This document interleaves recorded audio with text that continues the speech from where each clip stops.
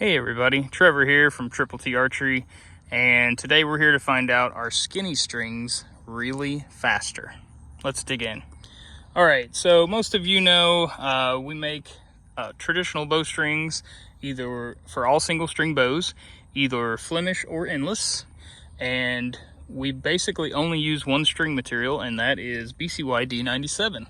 All of our strings will be that. It is a 100% Dyneema material, safe for all single string bows, and the same material used by top archers in all shooting and hunting sports. So it's very good material, but there is a lot of different folks out there making strings, and I wanted to find out if a skinnier strand count was actually faster.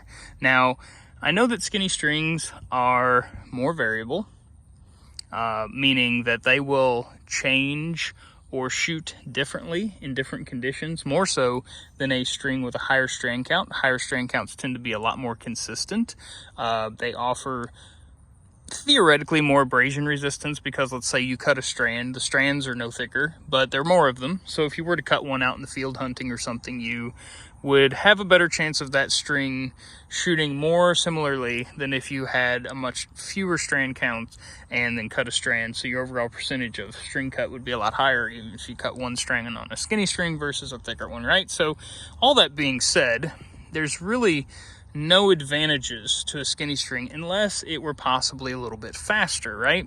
So that's what we're here to find out today. So I am going to go over my equipment here real quick, and we'll talk about the test and what happened. So I went back here. I don't know if you can see my range in the back, but the first thing I did was a subjective test, and then I did set up my chronograph here, and I did an objective test.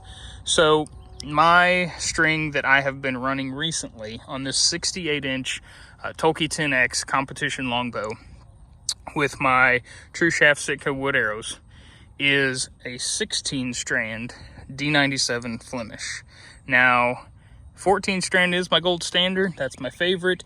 But for me personally, I'm always trying some small variation of the gold standard.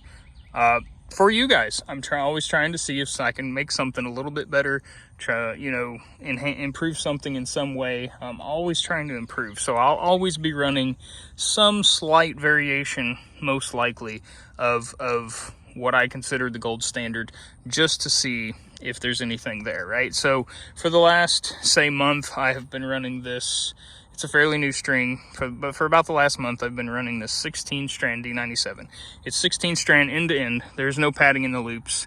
It does not have any silencers on it. It has about 6 inches of 0.18 power grip and 2.021 power grip tie knocks. That is the only thing on the string, okay?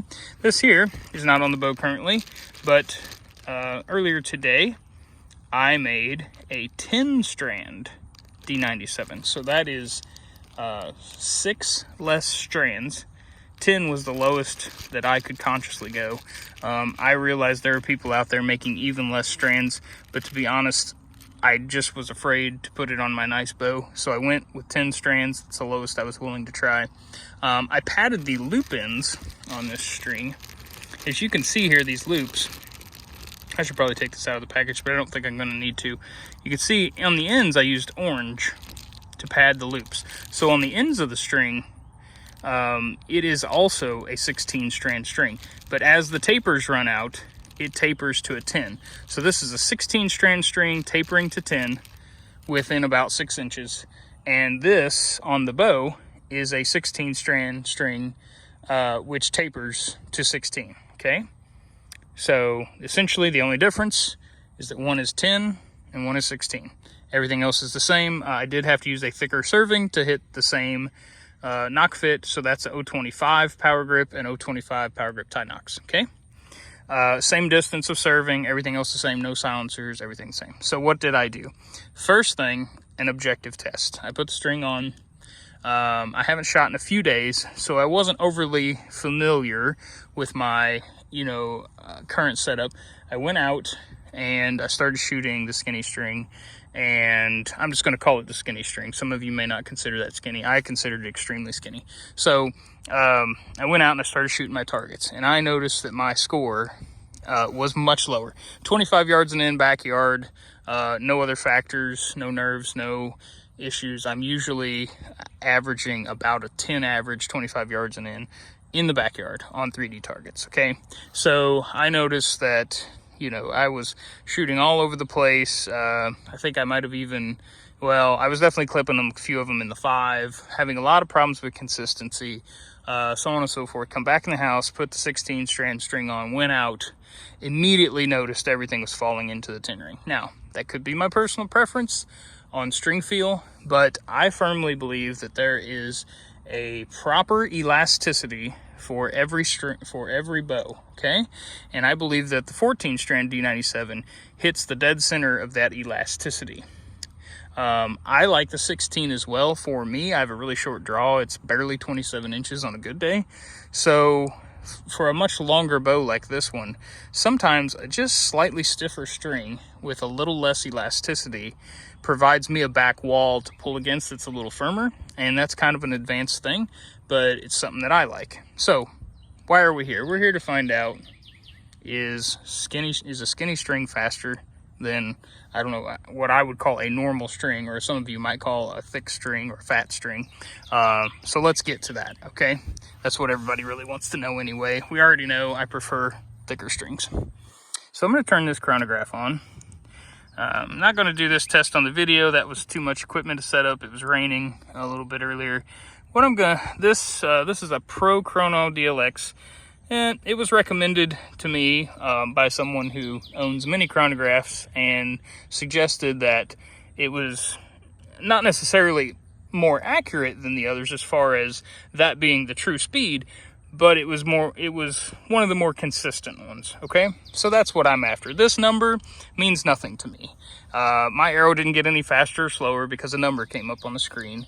It simply is a way for me to measure consistency. So the cool thing about this chronograph is that it has good memory, and it can remember different strings. You see this button here, I'm gonna zoom in, it says string change. So right now, I believe we are on string number 1. So I'm gonna go, I shot 6 arrows through the chronograph with string number 1, 4, 3, 2, 1. Okay, and the high number was 157. The low was 154. Can you see that? So the average of the 6 shots was 156 feet per second. So that's me shooting about a 450 grain wood arrow with about a 41 pound bow, maybe 40 at my draw length, okay? 156 feet per second was the average. 157 was the high, 154 was the low. Now I'm gonna do a string change, okay? Now that's string number 2, and it's telling me that there was 6 shots. Okay, so we're gonna quickly cycle through the 6 to show the high, also 157. The low, also 154. This is the 10 strand string. The average amongst the 6 was 155, 1 feet per second slower. So that means of those 6 shots, a couple of them were 1 feet per second lower than the other 6 from the 16 strand string. Now, if I was to run that test again, would it be different? Probably. Maybe it would fall the other way, and the skinny string would be 1 feet per second faster on average, okay? But here's the thing. Before I even got the chronograph out, I knew what the result would be. Because when I went to tune the arrows with the 10 strand string, they tuned the same. I mean, it was literally, the brace height was identical, everything was identical, and they were bare shaft tuning identical. So I already knew before I shot them through the chronograph that they were going to be identical.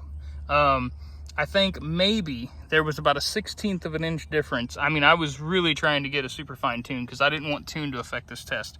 There was probably a 1/16 of an inch difference. I think the skinny string needed to be about a 1/16 of an inch lower brace, which theoretically should have made the bow a little faster, but not even enough to be 1 feet per second. So what does all that mean?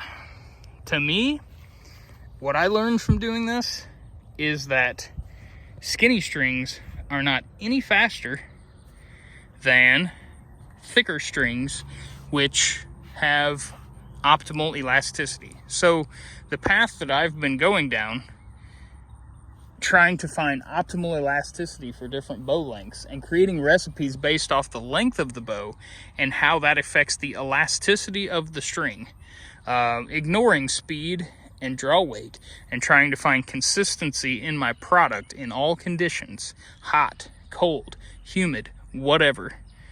That is the way to go, because there is absolutely nothing to gain from shooting a low strand count string.